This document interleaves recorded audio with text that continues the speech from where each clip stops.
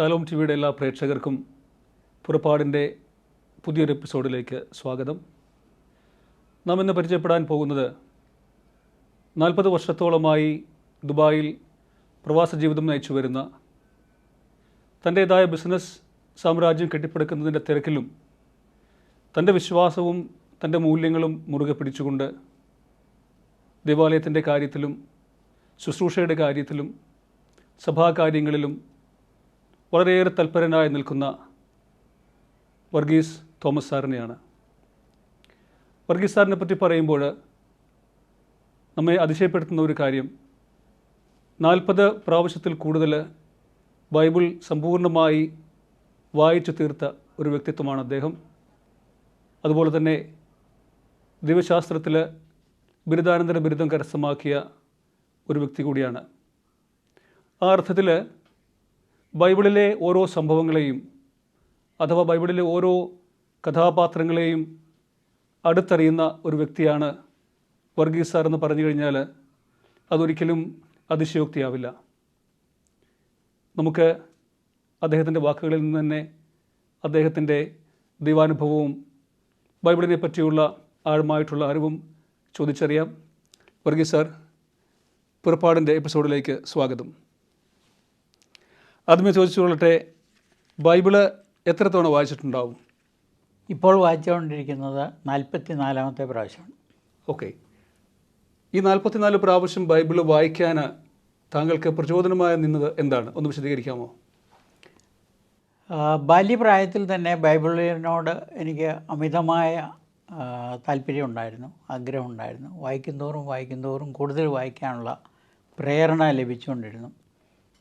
അതുകൊണ്ട് വിദ്യാഭ്യാസകാലമൊക്കെ കഴിഞ്ഞ് ഇപ്പോൾ ഗൾഫിലൊക്കെ വന്ന സമയത്ത് അതിന് ഒരു പ്രധാന തീരുമാനം നാട്ടിൽ നിന്ന് എടുത്തതാണ്. 1 വർഷം കൊണ്ട് ബൈബിൾ കംപ്ലീറ്റ് ഒരു പ്രാവശ്യം വായിക്കണം. അങ്ങനെ ടോട്ടല് ഞാനത് ഒരു പ്ലാൻ ചെയ്തു, പുതിയ നിയമത്തിൽ നിന്നും പഴയ നിയമത്തിൽ നിന്നും എങ്ങനെ വായിക്കണം എന്നുള്ളത്. അപ്പോൾ പഴയ നിയമത്തിൽ നിന്ന് ഒരു ദിവസം 3 അധ്യായവും പുതിയ നിയമത്തിൽ നിന്ന് 1 അധ്യായവും ഒരു സങ്കീർത്തനവും വായിച്ചാൽ 1 വർഷം കൊണ്ട് ഒരു പ്രാവശ്യം വായിച്ച് തീർക്കാം എന്ന് മനസ്സിലായി. അങ്ങനെ വായിക്കാനായിട്ട് തുടങ്ങി. അങ്ങനെ എല്ലാ ദിവസവും വൈകിട്ട് കൂടുതൽ സമയമുള്ളതുകൊണ്ട് പഴയ നിയമത്തിലെ 3 അധ്യായം വായിക്കും, സങ്കീർത്തനം വായിക്കും. രാവിലെ സമയം പുതിയ നിയമത്തിൽ നിന്ന് 1 അധ്യായം വായിക്കും, ഒരു സങ്കീർത്തനം വായിക്കും. അപ്പോൾ സങ്കീർത്തനം പല ആവർത്തി വായിച്ചു കഴിഞ്ഞു.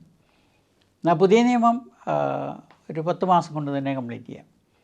പഴയ നിയമം 12 മാസം അല്ലെ 11 മാസം. പിന്നെ തിരക്കിൻ്റെ അനുസരിച്ച് പള്ളിയിലൊക്കെ ആക്ടിവിറ്റീസ് കൂടുതലുണ്ടെങ്കിൽ പിന്നെ തീരെ ലേറ്റായി പോകും.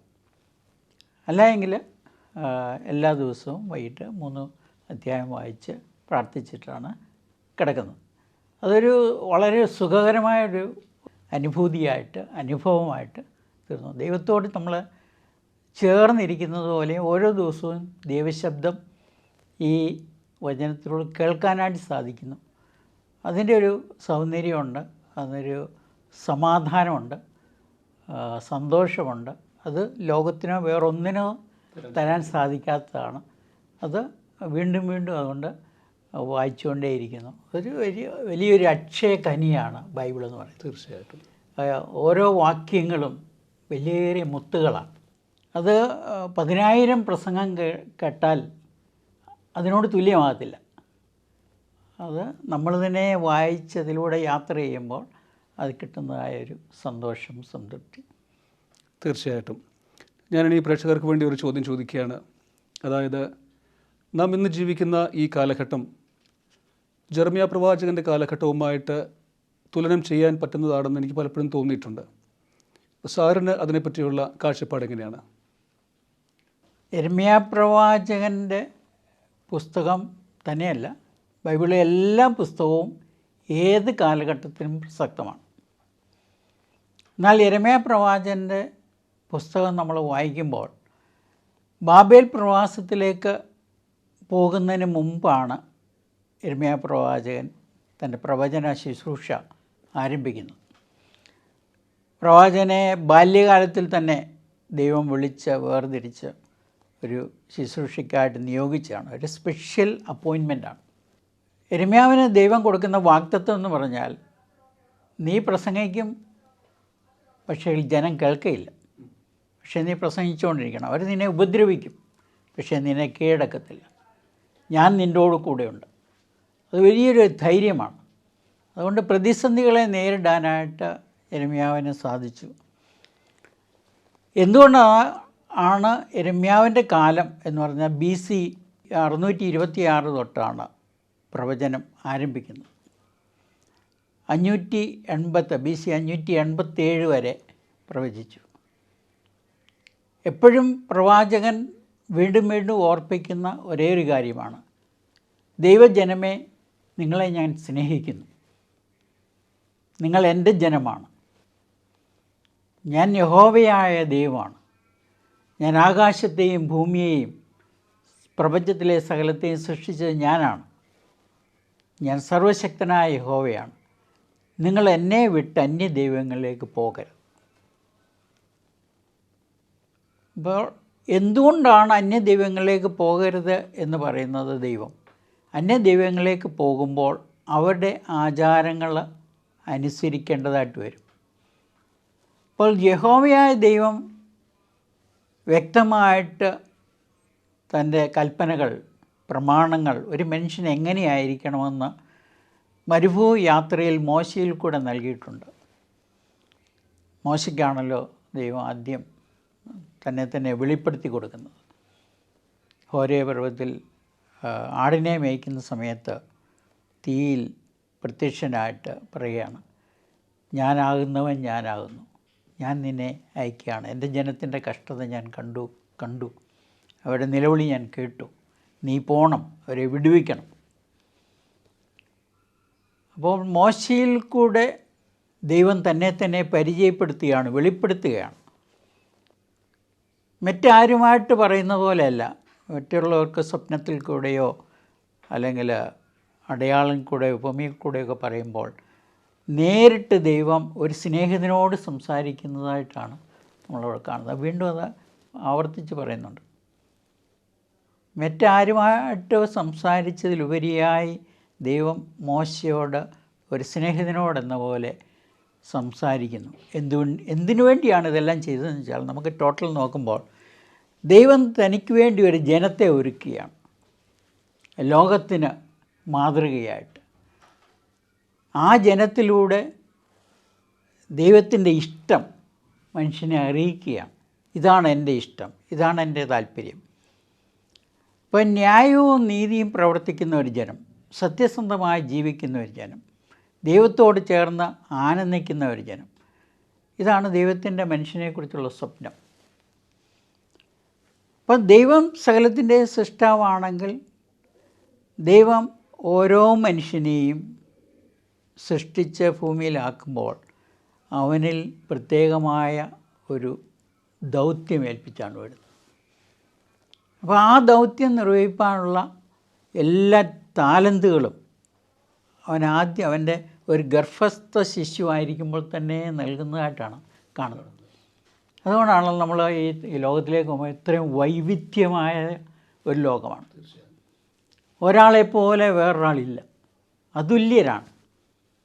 അപ്പോൾ ഈ അതുല്യത എന്തിനാണ് ദൈവം നൽകുന്നത് വെച്ചാൽ, എങ്കിൽ മാത്രമേ ഭൂമി ഭൂമിയായിട്ട് നിൽക്കുകയുള്ളൂ, ലോകം ലോകമായിട്ട് നിൽക്കുകയുള്ളൂ.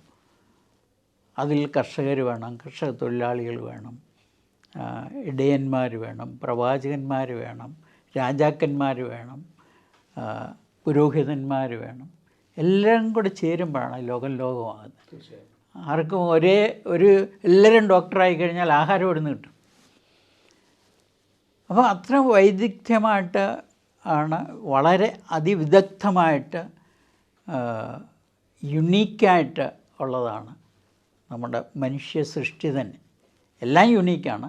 അതിൽ മനുഷ്യൻ പ്രത്യേകിച്ചു. അതെ, സൃഷ്ടിയുടെ മകുടമായ മനുഷ്യൻ. ഇതെല്ലാം ദൈവത്തിന് പകരം ചുമതല ഏൽപ്പിച്ചാക്കിയിരിക്കുകയാണ്. നിങ്ങൾ ഇതിനെല്ലാം നോക്കണം. ഏതെൻ തോട്ടത്തിൽ ഏൽപ്പിക്കുന്ന ദൗത്യം അതാണല്ലോ. ഇതിനെ കാവൽ ചെയ്യുക, ഈ തോട്ടത്തിൽ വേല ചെയ്യുക. ദൈവത്തിൻ്റെ വേല ചെയ്താൽ ദൈവം തന്നിരിക്കുന്ന കഴിവുകൾ ദൈവം തന്നിരിക്കുന്ന എല്ലാ ചുറ്റുപാടുകളും അത് ദൈവത്തിൻ്റെ നാമമഹത്വത്തിനായി മറ്റുള്ളവരുടെ നന്മയ്ക്ക് വേണ്ടി ഉപയോഗിക്കുമ്പോൾ ഭൂമി സ്വർഗമായി മാറും. എന്ന കർത്താവ് ഈ പ്രാർത്ഥനയെ പഠിപ്പിക്കുന്നത് സ്വർഗസ്ഥനായ പിതാവേ നിൻ്റെ രാജ്യം വരയണമേ. അപ്പോൾ നമ്മൾ വേറൊരു മനോഹരമായ ലോകത്തിന് വേണ്ടി കാത്തിരിക്കുമ്പോൾ തന്നെ അതിൻ്റെ അച്ചാരം ഈ ഭൂമിയിൽ തന്നെ ആരംഭിക്കുകയാണ്. ഇതിൻ്റെ കണ്ടിന്യൂഷനാണ് നിത്യജീവൻ, നിത്യലോകം, സ്വർഗരാജ്യം. അപ്പോൾ യെരമ്യാവിലൂടെ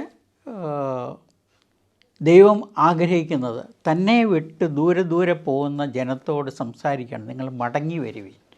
ഒരുപാട് പ്രാവശ്യം ഈ പ്രവചന ഭാഗത്ത് യെരമ്യാവിൻ്റെ പ്രവചനത്തിലൂടെ പറയാം, നിങ്ങൾ മടങ്ങി വരിക, ഞാൻ നിങ്ങൾക്ക് വേണ്ടി കാത്തിരിക്കുന്ന ദൈവം. ആവർത്തിച്ച് പറയുന്നുണ്ട്, ആവർത്തിച്ച് പറയുക. ഒന്നാമത്തെ വിഷയം അതാണ് പറയുന്നത്. അപ്പോൾ ഈ കാലഘട്ടത്തിലും നമ്മൾ ദൈവത്തെ അന്വേഷിക്കുന്ന ഒരുപാട് പേര് ദൈവം ബാക്കി വച്ചിട്ടുണ്ട്. എന്നാൽ ഒരുപാട് പേര് ദൈവത്തെ വിട്ട് ദൂരെ പോകുന്നതായിട്ട് കാണാൻ സാധിക്കും. അവരെല്ലാവരും മടങ്ങി വരണം എന്നാണ് ദൈവം ആഗ്രഹം. ആരും ഒരാൾ പോലും നഷ്ടപ്പെട്ടു പോകരുത്. എന്നാൽ നമുക്കറിയാം, ആദ്യം മുതൽ തന്നെ ദൈവത്തിൻ്റെ പദ്ധതിയെ തകർക്കുക എന്നുള്ള വലിയ പദ്ധതിയുമായിട്ടാണ് സാത്താനും പ്രവർത്തിക്കുന്നത്. അവൻ പല രൂപത്തിലും ഭാവത്തിലും മനുഷ്യനെ ആകർഷിക്കാനായിട്ട് ശ്രമിക്കും. അവൻ്റെ പദ്ധതിയും അതിൻ്റെ വഴികളൊക്കെ വളരെ വിശാലമാണ്, ആകർഷണീയമാണ്. അതുകൊണ്ടാണ് അപ്പോസ്തലനായ യോഹന്നാൻ പറയുന്നത്, ജഡമോഹം, കൺമോഹം, ജീവനത്തിൻ്റെ പ്രതാപം. ഈ 3 കാര്യങ്ങളാണ് മനുഷ്യനെ ദൈവത്തിൽ നിന്ന് അകറ്റാനായിട്ട് അവൻ കൊണ്ടുവരുന്നത്, അവൻ മുമ്പേ വയ്ക്കുന്ന, ആകർഷണമായിട്ട് വെക്കുന്നത്. നമ്മുടെ കർത്താവിനെ പരീക്ഷിക്കാനും ഈ 3 കാര്യങ്ങൾ തന്നെയാണ് ഉപയോഗിച്ചത്. ലോകം വലിയ ആകർഷണമായിട്ട് അവൻ മുമ്പിൽ കൊണ്ടുവരുമ്പോൾ അതിനോട് നോ എന്ന് പറയാൻ ആർക്ക് സാധിക്കുമോ അവനാണ് ദൈവത്തിൻ്റെ പക്ഷത്ത് നിൽക്കുന്നത്. പക്ഷേ സാധാരണ മനുഷ്യന് സാധ്യമല്ല. എന്നാൽ ദൈവത്തോട് അത്രമാത്രം ചേർന്നിരുന്നെങ്കിൽ മാത്രമേ സാധിക്കുള്ളൂ. അപ്പോൾ പ്രവാചക സന്ദേശം മുഴുവൻ അതാണ്, നിങ്ങൾ മടങ്ങി വരിക. ഇന്നും പ്രവാചക സന്ദേശം അതാണ്. എല്ലാ മെസ്സേജിലും ആര് പ്രസംഗിച്ചാലും അതാണ്, നിങ്ങൾ ദൈവത്തിങ്കിലേക്ക് മടങ്ങി വരിക, ക്രിസ്തുവിങ്കിലേക്ക് മടങ്ങി വരിക. ക്രിസ്തു അതിൻ്റെ പൂർണ്ണതയാണ്. വാഗ്ദത്ത പ്രകാരം കർത്താവ് നമ്മോട് കൂടെയുണ്ട്, ക്രിസ്തു നിങ്ങളുടെ കൂടെയുണ്ട്. നമ്മൾ വചനം വായിക്കുകയും പഠിക്കുകയും ധ്യാനിക്കുകയും ചെയ്യുമ്പോൾ നമുക്ക് യേശുവിനോട് ചേർന്ന് ഈ ഭൂമിയിൽ യാത്ര ചെയ്യാനായിട്ട് സാധിക്കും. പഴയ നിയമത്തിൽ അന്ന് യേശു വെളിപ്പെട്ടിട്ടില്ല. യേശു വരുന്നുവെന്ന് യെശയ്യാ പ്രവാചകൻ മുഖാന്തരം എല്ലാ പ്രവാചകന്മാരും അറിയിക്കുന്നുണ്ട്. ഇപ്പോൾ കാലസമ്പൂർണത എന്ന് പറയുന്നത് ആണ് ക്രിസ്തുവിൽ സകല പ്രവചനങ്ങളുടെയും പൂർത്തീകരണമെന്ന് പറയും. എന്നാൽ അതിനു മുമ്പുള്ളത് ദൈവത്തിൻ്റെ ഇഷ്ടം അറിയിക്കുകയും ദൈവത്തിൻ്റെ കൽപ്പനപ്രകാരം ജീവിക്കാനായിട്ട് മനുഷ്യനെ പ്രേരിപ്പിക്കുകയും ചെയ്യുന്ന വചനങ്ങളാണ്. എന്നാൽ ഈ സമയത്ത് തന്നെ ദൈവത്തെ അറിയുന്ന ജനം എങ്ങനെയായിരിക്കണം? ദൈവത്തിനെ അറിയുന്ന ഒരു സമൂഹത്തിനൊരു പ്രത്യേകതയുണ്ട്. അതായത് മനുഷ്യൻ ഇന്നത്തെ ലോകത്തിലേക്ക് നോക്കുമ്പം അഴിമതി നിറഞ്ഞതായ ഒരു ലോകത്താണ് നമ്മൾ ജീവിക്കുന്നത്. അതെല്ലായിടത്തും കടന്നു ചെല്ലാൻ ശ്രമിക്കുകയാണ്. കാരണം പണത്തോടുള്ള മനുഷ്യൻ്റെ മോഹം. അപ്പോൾ ദൈവത്തെ യഥാർത്ഥ ഏകദൈവമായ സത്യദൈവമായ യഹോവയെയും പുത്രനായ ക്രിസ്തുവിലും പരിശുദ്ധാത്മാവിലും വിശ്വസിച്ച് വിശുദ്ധ ജീവിതം നയിക്കുമ്പോൾ ഈ പണത്തിൻ്റെ പുറകെ പോകാൻ സാധിക്കില്ല. പിന്നെ അവനെ സംബന്ധിച്ചിടത്തോളം പണമെന്ന് വെച്ചാൽ ഈ ദൈവം തന്ന ദാനമാണ്. ഇപ്പം ഞാനിപ്പം ബിസിനസ് ചെയ്യുകയാണെങ്കിൽ ഞാൻ ബിസിനസ്സിനെ പണസമ്പാദനത്തിന് വേണ്ടിയുള്ള ഒരു മാർഗമായിട്ടല്ല, പിന്നെയോ എനിക്ക് ഏൽപ്പിച്ചിരിക്കുന്ന ചുറ്റുപാടുകൾ മറ്റുള്ളവർക്ക് പ്രയോജനപ്പെടാൻ എങ്ങനെ സാധിക്കും, ഉള്ളത് അവരുമായിട്ടൊക്കെ പങ്കുവയ്ക്കുക, അവരെ സ്നേഹിക്കുക, അവരെ കരുതുക. അതിലൂടെ അവർക്ക് സംതൃപ്തി ലഭിക്കുന്നത് എൻ്റെ സംതൃപ്തിയാണ്. ആ ഒരു മനോഭാവത്തിൽ നമുക്ക് എല്ലാത്തിനെയും കാണാൻ സാധിക്കണം. പണം ഒരു വലിയ സംഭവമല്ല, എന്നാൽ പണം ആവശ്യമാണ് താൻ. സങ്കീർത്തനക്കാരൻ പറയുന്നതോ, ഞാൻ ദരിദ്രനായിട്ട് തീർന്നിട്ട് നിൻ്റെ ദൈവം എവിടെയെന്ന് വേറൊരാൾ ചോദിക്കാണ്ടയാകും. ഞാൻ ധനവാനായി തീർന്നിട്ട് ദൈവം എവിടെയെന്ന് ചോദിക്കാനും ഇടയായി. ഇടയാകരുത്. അപ്പോൾ അതിൻ്റെ അർത്ഥം എന്ന് വെച്ചാൽ ഓരോന്നിനും ഓരോ സ്ഥാനമുണ്ട്. പണത്തിന് അതിൻ്റെ സ്ഥാനം, നമ്മുടെ വീടിന് അതിൻ്റെ സ്ഥാനം, നമ്മുടെ സ്നേഹിതർക്ക് അതിൻ്റെ സ്ഥാനം, എന്നാൽ ഏറ്റവും പരമോന്നതമായ സ്ഥാനം ദൈവത്തിനാണ്. അപ്പം നമ്മുടെ എല്ലാ വചനങ്ങളെയും, നമുക്ക് ലഭിക്കുന്ന എല്ലാ അറിവുകളെയും ജീവിത അനുഭവമായിട്ട് വ്യാഖ്യാനിക്കാനായിട്ട് സാധിക്കണം. അപ്പോഴാണത് പൂർണ്ണമാകുന്നത്. നമ്മൾ മുമ്പേ പറഞ്ഞത്, ദൈവത്തെ അറിഞ്ഞ് നമ്മൾ സ്നേഹിച്ച് നമ്മൾ ജീവിക്കുമ്പോൾ ദൈവത്തെ സ്നേഹിക്കുന്ന മനുഷ്യനിൽ നിന്നും ദൈവം ധാരാളം കാര്യങ്ങൾ പ്രതീക്ഷിക്കുന്നുണ്ട്. അവൻ നീതിമാനായിരിക്കണം. ബൈബിളിൽ പല നീതിമാന്മാരെ എടുത്തു പറയുന്നുണ്ട്. അവൻ നീതിമാനായിരുന്നു. സക്കറിയ പുരോഹിതനെ പറ്റി പറഞ്ഞു, അവൻ നീതിമാനായിരുന്നു. ശിമിയോനെ പറ്റി പറഞ്ഞു, അവൻ നീതിമാനായിരുന്നു. അബ്രഹാമിനെ പറ്റി പറയുന്നു, അവൻ നീതിമാനായിരുന്നു. നീതിമാനെക്കാളുപരി അബ്രഹാമിനെ പറയുന്നത് ദൈവത്തിൻ്റെ സ്നേഹിതനായിരുന്നു. അത്ര ഉന്നതമായ ഒരു സ്ഥാനം. അപ്പോൾ നമ്മൾ ഇവരുടെ എല്ലാം ജീവിതം നമ്മൾ പഠിക്കുമ്പോൾ അവരോരോ തീരുമാനങ്ങൾ എങ്ങനെയാണ് എടുത്തത്, ഓരോ പ്രതിസന്ധികൾ എങ്ങനെയാണ് തരണം ചെയ്തത് എന്നൊക്കെ കാണാനായിട്ട് സാധിക്കും. ഇവിടെ അത് തന്നെയാണ്, യെരമ്യാ പ്രവചനം അത് തന്നെയാണ് പറയുന്നത്. നിങ്ങൾ പ്രവാസത്തിലേക്ക് പോകുകയാണ് എന്നുവെച്ചാൽ നിങ്ങളുടെ തിന്മ അത്രമാത്രം വർദ്ധിച്ചു, നിങ്ങളുടെ ഇടയിൽ അഴിമതി എത്രമാത്രം വർദ്ധിച്ചു. നീതിമാന്മാരാരെങ്കിലും ഉണ്ടെങ്കിൽ ഒന്ന് കാണിച്ചതാണ്, ഞാൻ ഈ ദേശത്തെ നശിപ്പിക്കുകയില്ല. ദൈവം ഓരോരുത്തരെയും നോക്കുകയാണ്, ഏതെങ്കിലും ഒരുത്തനെങ്കിലും ഉണ്ടോ, നീതിമാനുണ്ടോ.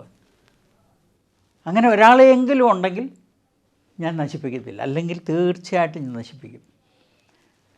അതുപോലെ തന്നെ പറയുകയാണ്, കാരണം ഇവരുടെ പാപം അത്രമാത്രം കഠിനമായി, ദൈവത്തിൻ്റെ സ്വന്തം ജനമായി വിളിച്ച് വേർതിരിച്ച് എല്ലാം നൽകി, സകല സമ്പന്നതയും നൽകി, പ്രവാചകന്മാരെ നൽകി, രാജാക്കന്മാരെ നൽകി, രാജ്യം നൽകി, മനോഹരമായ ദേവാലയം നൽകി, എല്ലാം നൽകിയിട്ടും വീണ്ടും അന്യദൈവങ്ങളുടെ പുറകെ പോവുകയും അന്യായമായ കാര്യങ്ങൾ ഇടപെടുകയും അഴിമതി കൊണ്ട് രാജ്യം നശിച്ചു പോവുകയും എവിടെ നോക്കിയാലും അസത്യം വർദ്ധിച്ചുകൊണ്ടിരിക്കുന്നു.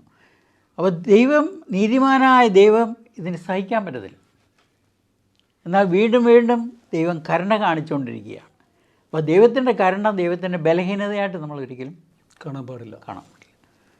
അതുകൊണ്ടാണ് പ്രവാചകനെ എഴുന്നേൽപ്പിച്ച് വിടുന്നത്. BC 598 വരെ പ്രസംഗിച്ചിട്ടും ആരും കേട്ടില്ല. എന്നിട്ട് ആ സമയത്താണ് ബാബിലോണിൽ നിന്ന് വടക്ക് നിന്ന് ഒരു രാജാവിനെ എഴുന്നേൽപ്പിച്ച് ദൈവം ശിക്ഷിക്കാനായിട്ട് ഒരാളെ കൊണ്ടുവരിക. ആ ദേശത്തെ ആക്രമിച്ചു, അവരുടെ മനോഹരമായ ദേവാലയത്തെ കൊള്ളയടിച്ചു, എല്ലാ സാധനവും എടുത്തുകൊണ്ട് പോയി, അന്ന് ഉണ്ടായിരുന്ന രാജാവിനെ പിടിച്ചുകൊണ്ട് പോയി. വീണ്ടും 10 വർഷം കൂടെ കൊടുത്തു ചാൻസ്. ഇനിയും പറഞ്ഞു, ഇനിയും ഞാൻ ക്ഷമിക്കത്തില്ല, കംപ്ലീറ്റ് ഇല്ലാതായിത്തീരും, നിങ്ങളുടെ രാജ്യം തന്നെ ഇല്ലാതായിത്തീരും, നിങ്ങൾ അടിമകളായി പോവും, അന്യദേശത്ത് പാർക്കും. ആ സമയത്താണ് ഹിസ്കിയാ രാജാവിൻ്റെ കാലത്ത് 587 വീണ്ടും നെബൂഖദ്നേസർ രാജാവ് വരികയും രാജ്യം പൂർണ്ണമായിട്ട് തകർക്കപ്പെടുകയും ദേവാലയം പൂർണ്ണമായിട്ട് നശിപ്പിക്കപ്പെടുകയും യെരുശലേം നഗരത്തിന് തീ വയ്ക്കുകയും ചെയ്തതായിട്ട് നമുക്കവിടെ സംഭവം കാണാൻ സാധിക്കും.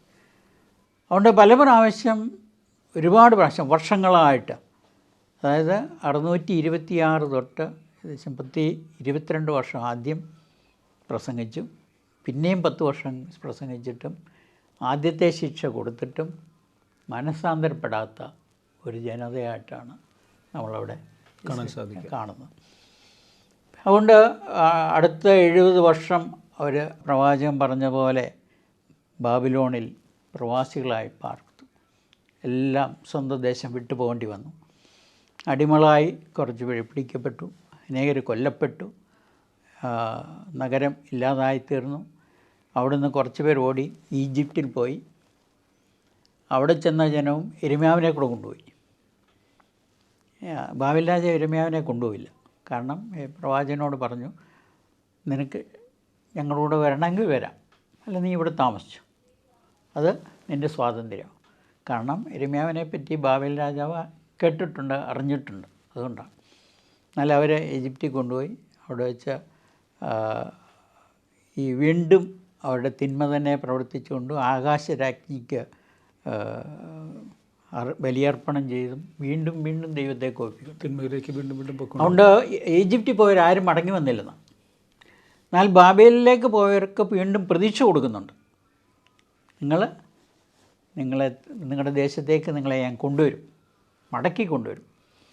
അപ്പം ഒരു പ്രതീക്ഷയില്ലാതെ പ്രത്യാശയില്ലാതെ നശിപ്പിച്ച് കളയുന്ന ദൈവമല്ല. നല്ലൊരു റെമനൻറ്റ്, ഒരു ശേഷിപ്പുണ്ടായിരിക്കും. ശേഷിപ്പ് മാത്രമേ മടങ്ങി വരത്തുള്ളൂ. നമുക്കറിയാം, ചരിത്രം പറയുന്നത് അന്ന് അവർക്ക് നഷ്ടപ്പെട്ടതായ രാജ്യം ഈ 1948 തിരിച്ച് കിട്ടുന്നത്. അതുവരെ അവർക്ക് ബാബേൽ പ്രവാസം കഴിഞ്ഞ് തിരിച്ച് വരുന്നുണ്ട് അവർ. അതായത് ബാബേൽ സാമ്രാജ്യം കഴിഞ്ഞ് പിന്നെ പേർഷ്യൻ സാമ്രാജ്യമാണല്ലോ. പേർഷ്യൻ സാമ്രാജ്യത്തിൻ്റെ കാലത്ത് കോരശ് രാജാവ് അനൗൺസ് ചെയ്യുകയാണ്, കോരശ് രാജാവിനോട് ദൈവം പറഞ്ഞു, എൻ്റെ ജനത്തെ വിട്ടയക്കുക. അവർ പോയി പഴയ ദേവാലയം പണിയട്ടെ, എന്നെ ആരാധിക്കുന്ന ദൈവം പണിയട്ടെ എന്ന് പറഞ്ഞ് കോരശ് രാജാവിൻ്റെ കാലത്ത് അത് ആദ്യത്തെ ടീം പോകുന്നത് 557.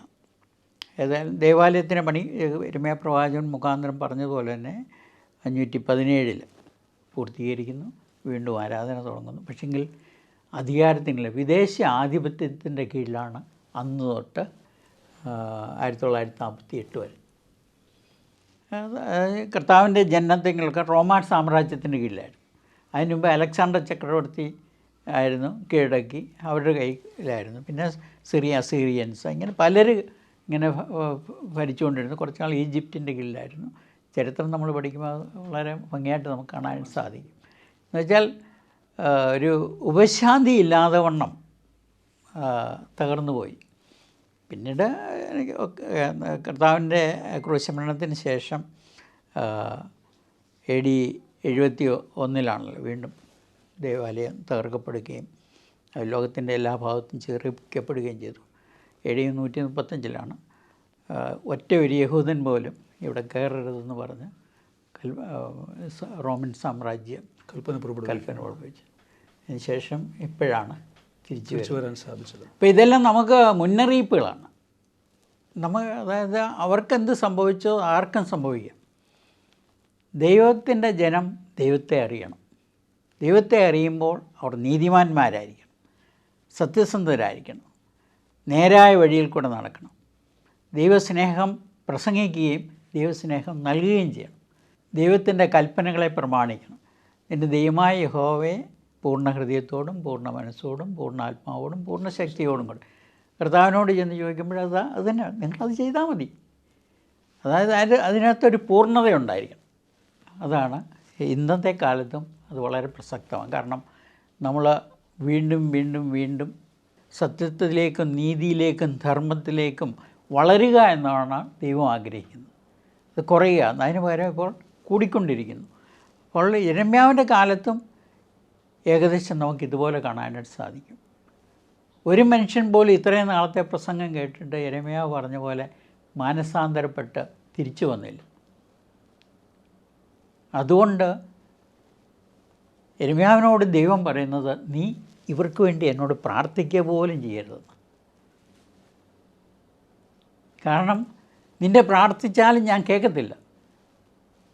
അത് തന്നെയല്ല, നീയല്ല, ഇനി ദാനിയേലോ ശമൂവേലോ വന്ന് എന്നോട് പ്രാർത്ഥിച്ചാൽ പോലും ഞാൻ കേൾക്കത്തില്ല ഇവർക്ക് വേണ്ടി. കാരണമാണ്, അതായത് ദൈവത്തെ അറിയാമെന്ന് വെച്ചാൽ ദൈവത്തെ ആരാധന നടക്കുന്നുണ്ട്, ആലയമുണ്ട്, എല്ലാ കാര്യവും നടക്കുന്നുണ്ട്. പക്ഷേങ്കിൽ ഹൃദയം ദൈവത്തിൽ നിന്ന് ദൂരെ അകലെയാണ്. അധരം കൊണ്ട് അവർ ദൈവത്തെ ബഹുമാനിക്കുന്നു. ഇന്ന് നമുക്ക് വളരെ വ്യക്തമായിട്ട് കാണാവുന്ന അധരം കൊണ്ട് എല്ലാവരും ദൈവത്തെ ബഹുമാനിക്കുന്നു. എന്തെങ്കിലും ഒരു പ്രത്യേക കൺവെൻഷനോ യോഗമോ ധ്യാനമോ ഉണ്ടെങ്കിൽ അവിടെ തിങ്ങി നിറഞ്ഞ ആളുണ്ട്. പക്ഷെ അതിൻ്റെ റിഫ്ലക്ഷൻ സമൂഹത്തിൽ കാണുന്നില്ല. അതോ അവർ സൈലൻ്റായിട്ടിരിക്കുന്നതാണോ എന്ന് മനസ്സിലാകുന്നില്ല. അതുപോലെ യൗവനക്കാരുടെ ഇടയിൽ ഡ്രഗ്സും മദ്യപാനവും ഇതും വർദ്ധിച്ചുകൊണ്ടിരിക്കുന്നു. അതുകൊണ്ട് വീടുകളിൽ സമാധാനമില്ലാതായിക്കൊണ്ടിരിക്കുന്നു. ദേശത്ത് സമാധാനമില്ലാതായിക്കൊണ്ടിരിക്കുന്നു. അത് ഒരു നാശത്തിലേക്കുള്ള യാത്രയാണ്. അധികം നാളത് പിടിച്ചു നിൽക്കാൻ പറ്റത്തില്ല. മനുഷ്യനാണെങ്കിൽ ദാരിദ്ര്യത്തിൽ നിന്ന് ദാരിദ്ര്യത്തിലേക്ക് നീങ്ങിക്കൊണ്ടിരിക്കുന്നു എന്നുള്ളത് വളരെ വ്യക്തമായിട്ട് കാണിക്കും. 587 ദൈവജനത്തിന് പറ്റിയ അതേ നാശത്തിലേക്ക് നാം പോകാതെ രക്ഷയിലേക്ക് കടക്കാനായിട്ടുള്ള ഒരു ആഹ്വാനമാണ് യിരെമ്യാ പ്രവചൻ അന്ന് നൽകുന്നത്. ഇന്നും ഈ വചനം നമുക്ക് പ്രസക്തമായി മടങ്ങി വരാനുള്ള ഒരു വിളി ഇന്നും അത് ആ വിളി പ്രസക്തമായിട്ട് നിൽക്കുന്നു എന്നാണ് സാറ് പറയുക. അതെ സാർ, നമ്മൾ ഈ പറഞ്ഞതിൻ്റെ വെളിച്ചത്തിൽ പ്രതികൂലങ്ങളുടെ ഈ പ്രവാസകാലത്ത് നമ്മൾ ജീവിക്കുമ്പോൾ വിശ്വാസികൾക്ക് പ്രത്യാശ നൽകുന്ന ആ ഒരു ഘടകം എന്താണ്? അല്ലെങ്കിൽ നമുക്ക് എവിടെയാണ് ഈ ഒരു പ്രത്യാശ കണ്ടെത്താനായിട്ട് സാധിക്കുക? ലോകത്തിലുള്ള എല്ലാ മനുഷ്യരും പ്രത്യാശ നൽകുന്ന ഒരേ ഒരു കാര്യമാണ് ദൈവത്തോട് ചേർന്ന് ജീവിക്കുക എന്നുള്ളത്. അതുകൊണ്ടാണ് പൗലോസ് അപ്പോസ്തലൻ പറയുന്നത് എന്താ? നിങ്ങൾ ഭൂമിയിലേക്ക് നോക്കിയല്ല ജീവിക്കേണ്ടത്, സ്വർഗത്തിലേക്ക് ഉയരത്തിലേക്ക് നോക്കി ജീവിക്കുക. ഇന്ന് 90% ആൾക്കാരും ഭൂമിയിലേക്കാണ് നോക്കിയാണ് ജീവിക്കുന്നത്. മറ്റുള്ളവർ എന്ത് ചെയ്യുന്നു, മറ്റുള്ളവർ എവിടെ എത്തി? അതെ അതെ. സാധാരണഗതിയിൽ ഒരു കാര്യത്തെ വേറൊരു energy can be neither be created not be destroyed എന്ന് പറയുന്ന പോലെ money can be neither be created not be destroyed. അപ്പോൾ ആ ഒരു മനോഭാവത്തിൽ ഇതിനെ കാണാൻ സാധിച്ചു കഴിഞ്ഞാൽ ഈ ലോകത്തിൽ ഇതേ ഉള്ളൂ. എന്നാൽ പ്രത്യാശ എന്ന് പറയുന്നത് എൻ്റെ ദൈവം എന്നോട് കൂടെയുണ്ട്, അതിൽ ഞാൻ ആനന്ദിക്കുന്നത്. അവിടെ പൗലോസ് പറഞ്ഞത് സന്തോഷിപ്പീൻ സന്തോഷിപ്പീൻ കർത്താവിൽ സന്തോഷിപ്പീൻ. ഈ ഒരു സന്തോഷം ആർക്കും എടുത്തു കളയാൻ പറ്റത്തില്ല, എന്നും നിലനിൽക്കുന്ന സന്തോഷമാണ്. അതെ അതെ. കള്ളന്മാർ മോഷ്ടിക്കുകയോ തുരന്ന് കൊണ്ടുപോവുകയോ ചെയ്യാത്ത നിക്ഷേപം നിങ്ങൾ കരുതിക്കുക. ആ നിക്ഷേപം സ്വർഗത്തിൽ വെക്കണം. നമ്മുടെ ഹൃദയം നമുക്കെവിടെ നിക്ഷേപം ഉണ്ടോ അവിടെയാണ് നമ്മുടെ ഹൃദയം. നമ്മുടെ ബാങ്ക് ബാലൻസ് അല്ലെങ്കിൽ 1 കോടി ഉണ്ടെങ്കിൽ നമ്മുടെ മനസ്സ് ഇടയ്ക്കിടയ്ക്ക് അവിടെ പോകും, ഇല്ലയോ? പക്ഷേ നമുക്ക് അത് ദൈവത്തിൻ്റെ ദാനമാണ്. 1 കോടി ഉണ്ടെങ്കിലും 10 കോടി ഉണ്ടെങ്കിലും അത് ദൈവത്തിൻ്റെ, അത് ഇഷ്ടം പോലെ ചിലവാക്കട്ടെ, ആർക്കെങ്കിലും കൊടുക്കട്ടെ. എന്നാൽ എൻ്റെ നിക്ഷേപം സ്വർഗത്തിലാണ്, ഞാൻ ദൈവത്തിൻ്റെ വകയാണ്.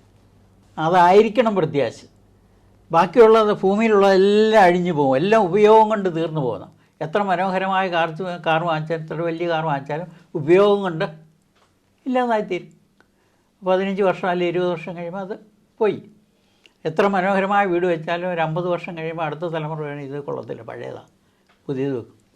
അപ്പോൾ നമുക്ക് ആവശ്യത്തിന് മാത്രമേ ഉപയോഗിക്കാവൂ. ഒന്നിലും നമ്മുടെ ഹൃദയം പതിക്കാൻ പാടില്ല. പ്രിയമുള്ളവരെ, ഇത്രയും നേരം നമ്മൾ വർഗീസ് സാറിനെ ശ്രമിക്കുകയായിരുന്നു. വർഗീസ് സാർ പറഞ്ഞു നിർത്തിയത് നാം എല്ലാവരും പ്രത്യാശയോടുകൂടി ജീവിക്കുന്നവരായിരിക്കണം. നമ്മുടെ സമ്പത്തോ നമുക്കുള്ളതോ ഒന്നും നമ്മളിവിടെ നിന്ന് കൊണ്ടുപോകുന്നില്ല. അതുപോലെ തന്നെ വചനത്തോടുള്ള ആഭിമുഖ്യം നമ്മൾ തുടക്കത്തിൽ കേൾക്കുകയുണ്ടായി. വചനം വലിയൊരു മുത്താണ്, വചനം വലിയ അറിവിൻ്റെ ഒരു ഭണ്ഡാരമാണ് എന്നുള്ള ഒരു ബോധ്യത്തിൽ നിന്നും വചനത്തെ ആഴമായി സ്നേഹിക്കാനും പഠിക്കാനും ശ്രമിക്കുക. നമ്മൾ കേട്ടതുപോലെ നമ്മൾ ജീവിക്കുന്ന ഈ കാലഘട്ടവും ജെറമ്യായുടെ കാലഘട്ടത്തോട് ചേർന്ന് നിൽക്കുന്ന ഒരു കാലഘട്ടമാണ്. ദൈവം നമ്മളെ ഓരോരുത്തരെയും വിളിക്കുകയാണ് തൻ്റെ അടുക്കിലേക്ക് മടങ്ങി വരുവാനായിട്ട്. ആ ഒരു വിളിയോട് നമുക്ക് ഓരോരുത്തർക്കും പ്രത്യുത്തരിക്കാം. നമ്മളിന്ന് ഈ ഇൻ്റർവ്യൂവിൽ കേട്ട ഓരോ കാര്യങ്ങളും നമ്മുടെ ജീവിതത്തിൽ പ്രാവർത്തികമാക്കുവാനായിട്ട് നമുക്ക് ശ്രമിക്കാം. ദൈവം അതിലേക്ക് നമ്മളെ ഓരോരുത്തരെയും അനുഗ്രഹിക്കട്ടെ എന്ന് പ്രാർത്ഥിച്ചുകൊണ്ട് ഈ എപ്പിസോഡ് ഇവിടെ അവസാനിക്കുന്നു. ആമേൻ.